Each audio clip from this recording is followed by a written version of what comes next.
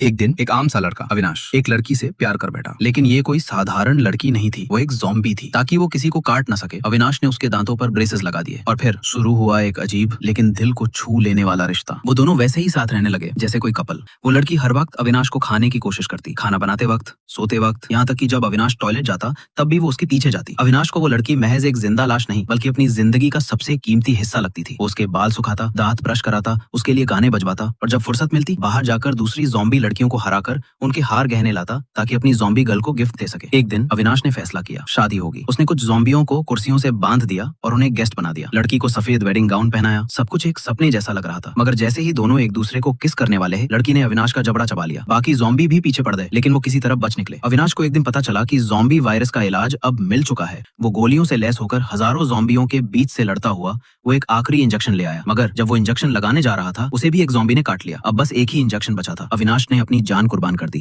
ताकि लड़की फिर से इंसान बन सके। वो लड़की इंसान बन गई, मगर उसकी याददाश्त चली गई और अविनाश वो पूरी तरह से ज़ॉम्बी बन गया। लेकिन जब उसने फिर से लड़की को देखा तो उसकी आंखों में एक जानी पहचानी चमक थी। जब बाकी ज़ॉम्बी लड़की पर झपटे, अविनाश ढाल बन गया। लड़की को कुछ समझ नहीं आया कि ये ज़ॉम्बी उसे क्यों बचा रहा है, लेकिन फिर उसने अविनाश के कंधे पर पुराने दांत के निशान देखे। सब याद आ गया। वो चिल्लाई, अविनाश! मगर तब तक अविनाश दूर जा चुका था। अब वो एक शिकारी बन गई जो ज़ॉम्बी मारती थी। लेकिन फिर एक दिन अविनाश फिर से उसकी जान बचाने आया, इस बार एक म्यूटेंट ज़ॉम्बी के खिलाफ। अविनाश ने सबको बचाया और इंसानों का भरोसा जीत लिया। अब दोनों को एक और मौका मिला। उन्होंने फिर से शादी की, एक ऐसी शादी जिसे दुनिया कभी न भूले। पर अविनाश अभी भी पूरी तरह इंसान नहीं बना था। लड़की ने तय किया अब वो इंसान बनाने वाली असली दवा। एक काले बाजार में जब वो लड़की पकड़ी गई, अविनाश फिर से लौटा, इस बार एक लोहे की बाल्टी सिर पर पहनकर, और सबको मार गिराया। लेकिन जब उन्होंने उसके सामने लड़की को नुकसान पहुंचाना चाहा, अविनाश ने अपना ब्रेसेस उतार दिया और उन सबको चीर डाला। अब वो एक ज़ॉम्बी नहीं, एक राक्षस था, पर उसकी आंखों में वही प्यार था। लड़की डरने के बजाय उसकी तरफ बढ़ी और उसे चूम लिया। इस बार चमत्कार हुआ, अविनाश की यादें लौट आईं।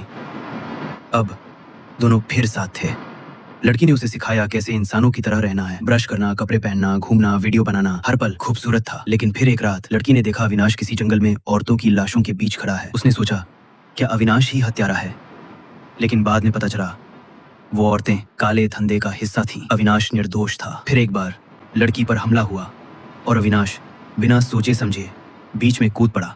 उसने फिर अपना ब्रेसेस उतारा और दुश्मनों को खत्म कर डाला। अब उसकी आंखें सुर्ख थीं, लेकिन जब लड़की ने उसे गले लगाया, अविनाश वापस इंसान बनता सा महसूस हुआ। बस थोड़ा और वक्त दो, उसने कहा, मैं जरूर इंसान बनूंगा तुम्हारे लिए।